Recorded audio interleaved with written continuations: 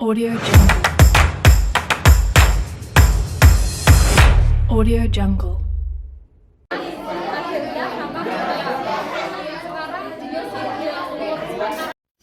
Inilah pembelajaran dengan memaksimalkan peta pikiran yang dibuat oleh mahasiswa. Peta pikiran memberikan kemudahan bagaimana mahasiswa untuk mendalami sebuah topik. Pada kasus ini, mahasiswa melakukan peta pikiran dari novel buatan anak-anak, novel sastra karya anak-anak. Kemudian dibuatkan peta pikirannya di dalam satu lembar dengan bebas polanya, peta konsep, peta pikiran itu dibuat boleh dengan cara tabel, kotak, warna-warni, lingkaran, dan seterusnya dari karya sastra yang dia pilih, karya anak-anak.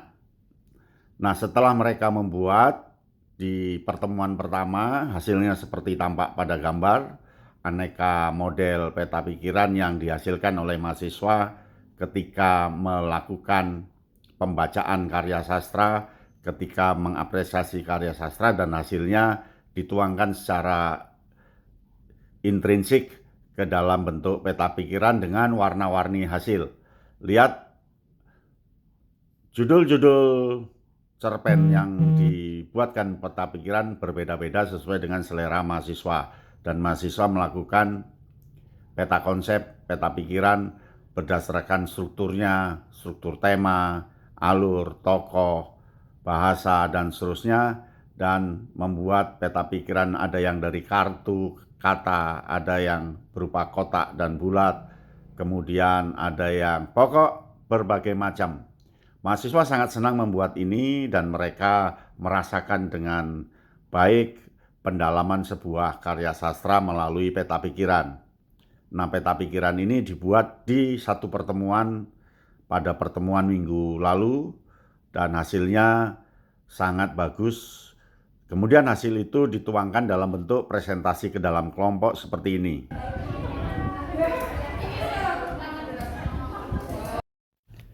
Ini penentuan urutan tampil. Mereka menggunakan home pimpa sesamanya dalam satu kelompok.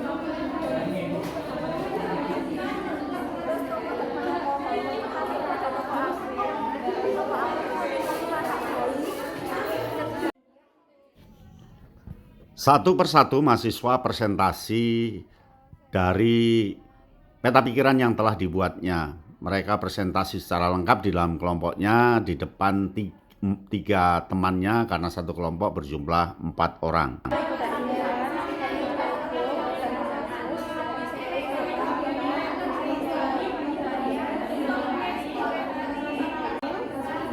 Pangeran Daniel, Leo, Lodi, dan Sophie.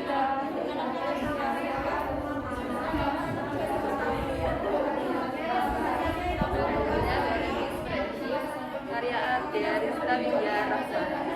Temanya tentang persahabatan.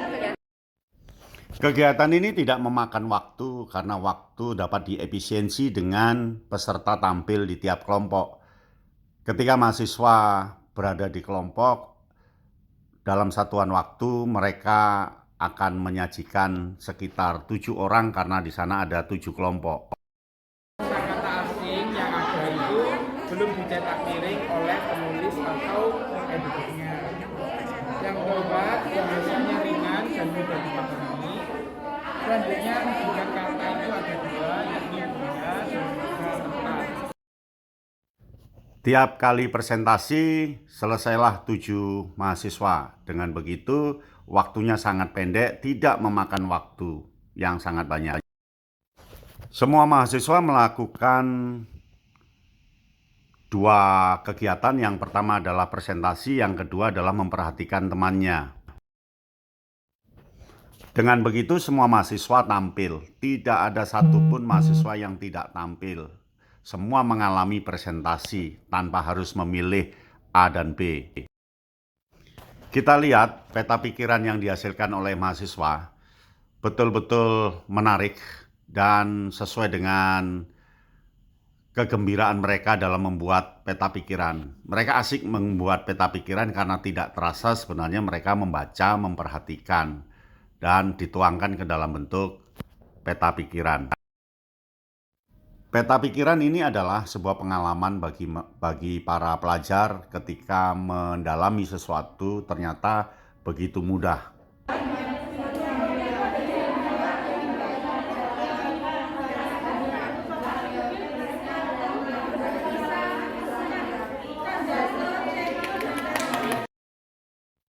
Cobalah diamati, tidak ada satupun mahasiswa yang betul-betul mengabaikan kegiatan di kelompoknya. Mereka memperhatikan karena ada daya tarik peta pikiran itu. Ran, Kai, Dam, Da, Sami, Kakek Dan, Ayah Dia, Ayah Sai, Sali. Terus aku yang pertama adalah bukan. Latarnya dari jilid 3 halaman 4 dalam sejarah asal dengan sifatnya konteks amanat dari cerita ini tuh jangan sia-siakan bersama.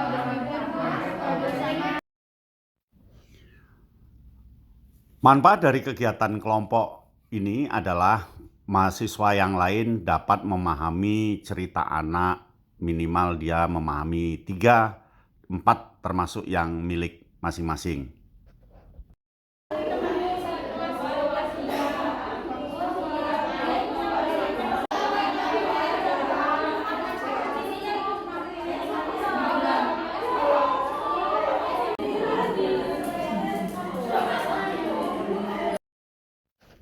Presentasi peta pikiran sangat menarik karena mereka bangga hasil karya membuat peta pikiran di rumah dengan mengecat warna-warni ternyata bermanfaat untuk daya tarik ketika mereka tampil.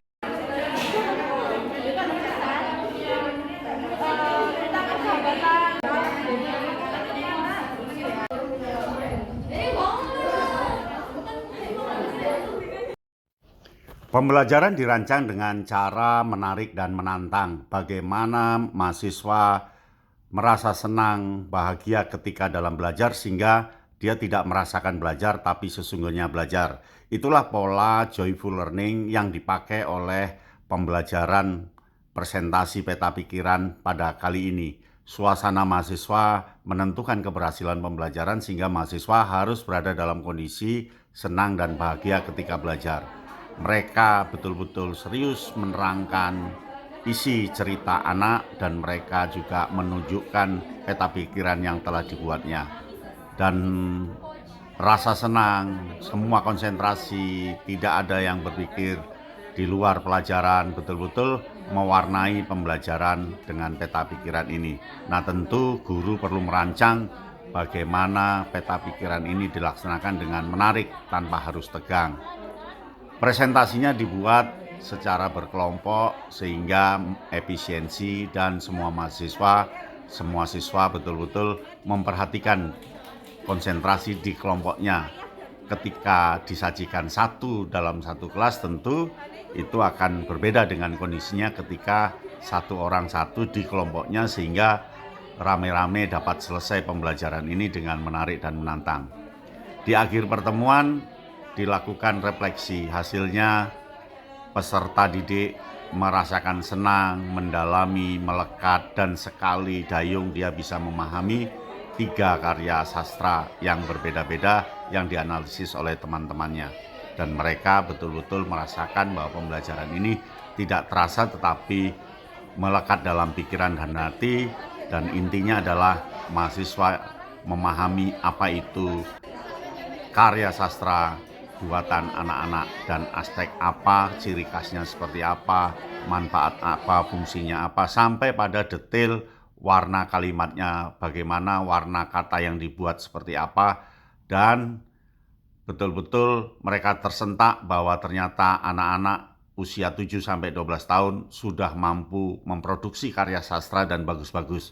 Bahasanya betul-betul bahasa sastra yang bisa dinikmati bersama. Dan itu memberikan kesadaran baru pada mahasiswa untuk juga menulis, tidak mau kalah dengan mahasiswa. Demikian pembelajaran berbasis peta pikiran, berbasis peta konsep yang dilakukan untuk 2 pertemuan. Pertemuan pertama membuat peta pikiran, yang pertemuan kedua adalah presentasi peta pikiran yang telah dibuat oleh mahasiswa. Dan hasilnya betul-betul sangat memuaskan. Tidak ada satu mahasiswa pun yang tidak merasakan makna penting, peran, dan fungsinya karya sastra buatan anak-anak. Model-model seperti ini tentu model-model joyful learning yang perlu dikembangkan oleh para guru, para dosen, dan para pelatih-pelatih di pendidikan non-formal, bahwa belajar itu tidak harus ketat, serius, tegang, dan kasar. Pembelajaran itu bisa dipakai dengan cara santai, menarik, menyenangkan, dan mahasiswa berbahagia dalam belajar, dan tentunya hasilnya sekian kali lipat dari pembelajaran yang biasanya. Itu yang diungkapkan oleh mahasiswa ketika melakukan refleksi di akhir pertemuan.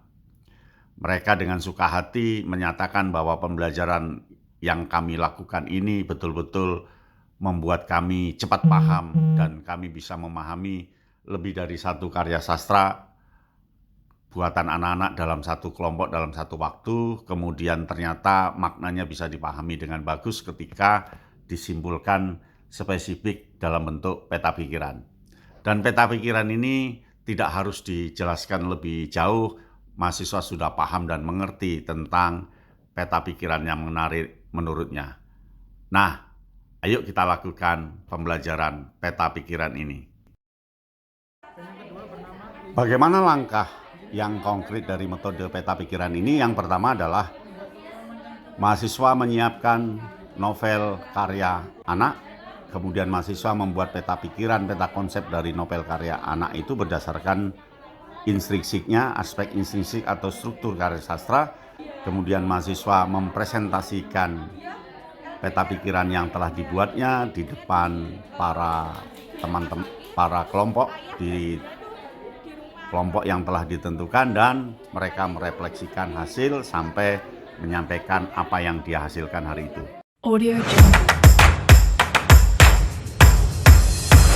Audio Jungle.